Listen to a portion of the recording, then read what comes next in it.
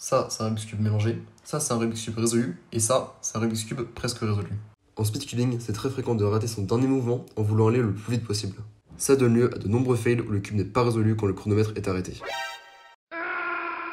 Mais vu que la WCA est un organisme super sympa, l'essai n'est pas compté comme étant DNF, mais à la place on reçoit une pénalité de 2 secondes, qu'on appelle communément 1+2.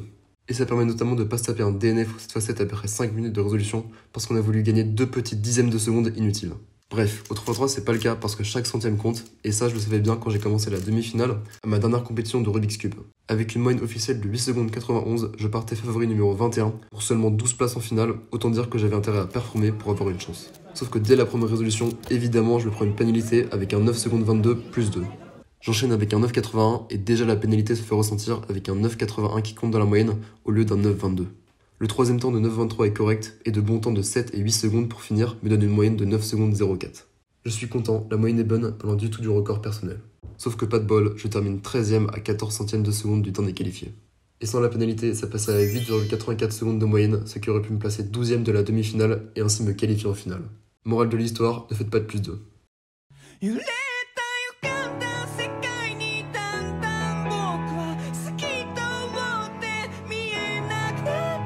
Me too.